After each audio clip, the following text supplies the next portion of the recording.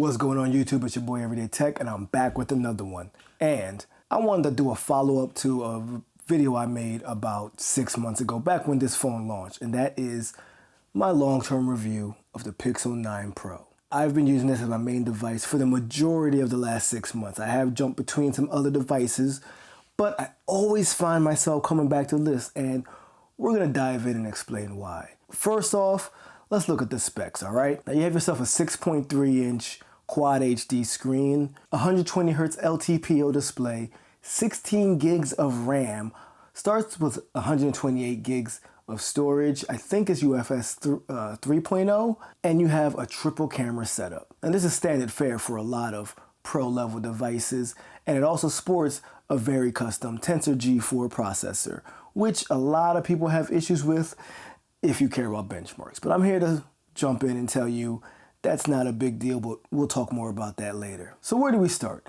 Let's go with the design. Over the last 6 months of me using this device, I gotta say, this design has definitely held up. It still feels extraordinarily comfortable, fits really well in the hand, and having a Pro device at 6.3 inches is something that I really wanted to see in the Android space. For the longest time, the only option was an iPhone if you wanted a smaller Pro level device. But it's actually held up very well. Now, for the majority of the time, I do have this bad boy in the case. Usually I have an extremely thin one, but when I'm home or if I'm feeling a little risky, I do take that case off often. So I'd say about 50-50 split when it comes to me using it with a case. And it has honestly aged very well. If you take a deep, closer look on it, you'll notice there's not much scuffs or scratches, especially on the back. And even on the front screen, those micro scratches are just standard fare with nothing that seems too glaring or anything that like resembles a crack or anything of that nature. It is a little fingerprint prone, especially with the oleophobiotic coating kind of wearing off over time, which is a Pixel problem. I've noticed Pixel phones tend to lose that coating pretty quickly. But all in all, this thing still is really good looking for something that spends a lot of time out of its case. And I have definitely been rough on this. I've dropped it. I've had it in my pocket with other phones, and surprisingly, it holds up. This has been a really big improvement in Google when it comes to their hardware. Because if you look at the past products, they looked nice, but they just never felt as premium as this one does. This guy stands up there with the Samsungs and iPhones of the world. Now, going from design, we're gonna talk about that screen. It is a beautiful super actual display. Now, what does that super actual display mean? It has a max resolution of 1280 by 2856. That's really high quality, very sharp, with a nice deep pixel density. This is one of those screens that no matter what you're looking at, what images or videos you're watching, it's gonna be sharp and crisp. When you add to that Pixel's amazing color calibration, it is a beautiful display, and it gets extremely bright. How bright do you ask? Well, it seems to get around 3000 nits brightness at peak, which is perfect. There was past Pixels that had a lot of issues in bright sunlight, and this one definitely does not. Its auto brightness also seems to work a lot better than previous models, especially when I go out in the sun, so I never really have to worry about can I see my screen. It even gets pretty dim, not as dim as some other phones, but that extra dim option definitely helps. Now, what's more important than the hardware? Something that I think is extremely important to have a top tier device is the software and the software experience. And that's where Pixel, definitely the Pixel 9 Pro, excels. You see, Pixel has not the stock Android experience, but what's known as the Pixel experience. It is very close to stock with a lot of pixely features such as the at a glance widget, which still is annoying that you cannot remove it, as well as the bottom search bar. Those two things, as useful as they are, should be replaceable. Google needs to lean into its customization because that's where it's lacking. But where it's not lacking is just ease of use, fluidity, amazing haptics, and just really cool baked-in AI features that makes some of the competitors look a little sloppy. Now, yeah, you're gonna get the standard fare of like Magic Eraser, image generation, things of that nature. But with Google Gemini baked into the software, it is one of the best experiences to have AI. Gemini already by itself is an amazing AI feature that can answer questions better than so many of the competition with a lot more detail. But it also does a lot of ambient things, right? So for instance, if my phone realizes I'm connected to my Bluetooth in my car, it can figure out that I'm probably going to work, and Google Maps will actually show me how my traffic looks. Or it'll actually pick up whatever song is playing wherever I'm at, no matter how low the volume is, or even if there's no actual internet connection. You do get some other beautiful options such as video boost, which definitely makes the video experience on this guy amazing. And just all around fluidity. Google just, I can't put my finger on it. It's smooth, it's coherent, it just works. It has that iPhone, it just works feeling. And with Google, you do have a device that tends to get better over time. For instance, one of the last updates we had on the Google Pixel actually improved the kernel for its Tensor chip, which means it just performs better. Like it felt like gaming got way smoother, or a bit smoother. I mean, not say way smoother, but a bit smoother just because of the updates. You also get pixel drops, which add in new features. And it's just one of those things that you really have to experience it to appreciate it. And you don't know it's gone until you try something else. For instance, last time I tried to go back to Samsung, the first thing I noticed was Google's spam detection is unmatched. I never realized how many calls this thing just circumvents when it knows it's spam. Not only that, there's its call screening, which can actually answer for me and ask the unknown number what it wants. And if it comes off as spam, it'll let me know. It'll actually feed me back the information so I can make the decision if I want to pick up or not. And most times, if it is a spam call, they're going to hang up. It's one of those little things that simply works way better than I expected. Add to that call waiting and I forget what it's called, but there's a feature where if you're calling a company, it actually lays out all the options like as if it's its own UI. So you don't have to sit there and listen for it to say, press 1 to go here, press 2 to go here, press 3 to go back. It lists it for you, and you can make your button selections at any time. It's little things that improve how easy your phone experience it is. It just makes it feel like I don't have to think about anything, which is honestly really cool. Now, the other two parts of these phones are probably some of the biggest factors for me personally. I need a phone with a great camera, and this has been one of the most reliable cameras I have ever used. Now, it may not be as dramatic looking or as fancy looking as some of the options from Oppo or Xiaomi with their very dramatic and deep color calibration on their pictures. It looks amazing on those. But even with this, it still has a contrasty look. It's so true to life, and it's so good at picking out everybody's skin tone. Even if you have a bunch of different colored people, I have a very vibrant family. Some of us are dark skinned, some of us are light skinned. There's a lot of brown. There's even a couple of white people in there. And if we all took a picture together, it would actually get all of our skin tones in the same image. Perfect. Google's very smart with the computational photography. They know how to separate different people and skin tones and adjust it to the lighting situation. It's one of those things that other phones attempt but just don't nail it as easily as the Pixel does. Not only that, but I've noticed the shutter speed is a great thing if you have fast-moving objects such as a kid or a dog, which I have both. And I love taking pictures of them. I'm sure you've all seen pictures of Rocky by now.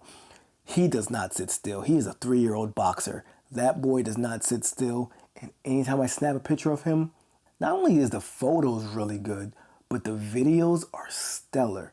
Even before you add in Video Boost, Google has stepped up how well their video camera works. Now, it may not be up there with the iPhone or some of the Chinese competitors, but for everyday videos, it's smooth, it's clean. The biggest issue I have with it is when you change lens or you zoom in, it still is a bit janky, not as smooth as iPhone. That iPhone still has one of the smoothest transitions from cameras I have ever seen. Whatever type of witchcraft they're doing, I need Google to adopt. But One feature that I always talk about with Pixel phones is video boost, and it's better here. I am just waiting for the day video boost works on device and doesn't have to wait for like an hour to process. But what does video boost do? What it does is it takes the video you shoot, send it up to the cloud, and whatever aliens or robots, witchcraft they got working on it, sends you back another video after a couple of hours that is super clean. It looks like it's on a gimbal. It increases the lighting and dynamic range. It can go up to 8K using a video boost, and it's so damn good. I love it. Everyone should try it. It's not the best solution because there is a long wait period, but once Google nails it, I got no complaints. Another thing that's extremely important to me is battery life. Well, battery experience in general, because a phone can last long, but if it charges extremely slow, that's a downside. And that is one of the problems with this phone. It doesn't charge that fast. It's not too bad, honestly. I really don't have a complaint. But the good thing is the battery, even on the smaller model, really does last a long, long time. I really get a whole day out of this with no issues. It's not going to last as long as the Pro XL, obviously, or even the Pixel 9a, which we will be talking about soon enough. Don't worry, I got that in my back pocket. But the battery experience on this, for its small size, is surprising. And a lot of that is due to Google's Tensor processor. You see, despite whatever benchmarks tell you, the Google processor really nails something that I've only seen on Apple devices, and that is software optimization. There was a time in Apple where their processors, were not the best, not the strongest, not the fastest. But what they were was optimized. And I see that on the Google Pixel. The Tensor G4 processor is super well optimized. Gaming on it is surprisingly good. Now, I have had to put some of the graphics down to get super smooth gameplay, even on something like Asphalt United, but I can still get up to 90 frames per second on that game if I put my settings regularly high, not ultra. And it just works. It really does. I haven't really run into much bugs. A few here and there, especially with some software updates, but nothing dramatic. It just seems to be built perfectly for Pixel. And once they move over to TSMC, I think it's going to be amazing, especially with the enhanced GPU that is rumored. You see, benchmark scores make it sound like this phone is going to be nothing but a mid-ranger. But in actual performance, it performs just like any other flagship. People wonder why Google charges flagship prices. It is a flagship with the best AI and great battery and one of the best cameras. And honestly, it is an experience I think more people should try. But nothing's perfect. So what are some of the downsides to the Google Pixel 9 Pro? Let's circle back to software. As much as I love the software, the customization is just lacking. For one, lock screen. Every other phone manufacturer seems to have some really great lock screen customization where you can change the size of the letters, you can add widgets, you can add information, you have depth effects, all these really cool things. On the Pixel, it's very, very lackluster, very bare bones. And the same thing goes for its always on display. You don't have the best customization options other than a few preset layouts for your always on display. So that is a bit of a bummer. That bottom search bar is useless now. There are so many ways to search on this device, especially with Gemini being baked in, especially if you hold the power button. I don't need to have a search bar at the bottom of my phone, especially when I can get the global search by just swiping up into my app drawer. So Google, think about customization. Allow us to move some things over. Also, the widgets are weird. When you look at Samsung or iPhone, their widgets all have very particular shapes and sizes that is consistent throughout every app, and it looks really good. Plus, you can stack them on both of those operating systems. But on Google, it's a little bit all over the place. There's not like, they don't fit specific specifications for the widgets, and it just makes it sloppy and messy, and it's not appealing. And you add into the fact that you cannot get rid of the at a glance widget, so you're widgets on the main page are always like on the bottom. It just, little software bits like that really hold it back from being like a perfect operating system. I don't get why Google's making some of those decisions, and I really need them to change. My favorite is still Android 11, where you can change your status icons, you can change the font and all that good stuff. I would love to see those make a comeback on Pixels. I would love to be able to hide icons from my status bar, or have the split quick settings and notifications. I would love to be able to move everything wherever I want, just like I can on any other phone. The Pixel actually has the worst customization out of any smartphone, including the iPhone, and that's pretty bad. Now, another aspect is the camera. The camera's great, camera's reliable, but there's not enough options. There's no way to shoot and log, and you don't have the option to change up how the image looks, like photographic styles that you get on iPhones. There's no option like that on a Pixel. You're going to have to get what you get. I would even love it if you can shoot with it unprocessed, or it's just something to give you a little bit more freedom with your device. I think the biggest thing the Pixels are missing is a bit of that freedom in the software and in the camera. And there is the charging speeds. Let's not pretend like this is a fast charger. I didn't care as much until I used my OnePlus 13R. Long-term review on that coming soon as well. I'm spoiled. Being able to charge in like 10 minutes, it's crazy. I don't even have the 80-watt charger, and I'm telling you, when I plug in the OnePlus 13R, go take a shower, come back, the amount of battery I gained is magical. And I wish the Google Pixel had a higher speed charging watt. Like, give me 50. 50-watt charging would be amazing on a Pixel, especially one of this size where the battery is a little bit smaller. I'm just saying, we gotta stop letting the competition have all the goods before Google gets them. And with that G4 processor, as optimized as it is, a bit of raw power can go a long way. I want this thing to bully video games on the phone. I want it to stack up to the competition. Even if it's something that's not as noticeable to the average consumer, we gotta shut up the naysayers, man. They go hard against the Google Tensor G4's benchmark scores. And I really think that getting a little bit of raw power in the Google Pixels is the next step that Google should take. Software optimization is there. You nailed it. You did the thing. Now, let's make it extra. Let's make it so that this phone doesn't have to worry about if it's gonna last you that 7 years that you get with the software updates. I wanna see this bad boy be overpowered. Look at the way iPhone does it. Their chips are so powerful, they don't have to worry about like anything. No one's gonna use as much power as in those phones. And Google should do the same thing. So Google, you nailed the software optimization. You got the efficiency down. Let's focus on raw power next. We like AI, we really, really do. Raw power. Raw power and customization. Those two things would make the Pixel probably the best phone out there, at least for me and for a lot of other people. But let me know what you guys think in the comments. What do you want to see Google improve on? What do you want to see added to the next batch? Do you think the TSMC is going to make some of those changes at Google Tensor that we're looking for? Drop it in the comments. Let me know what you think. Obviously, this is a banger of phone. I actually was debating between this and my Pixel 9 Pro Fold as which one is my favorite.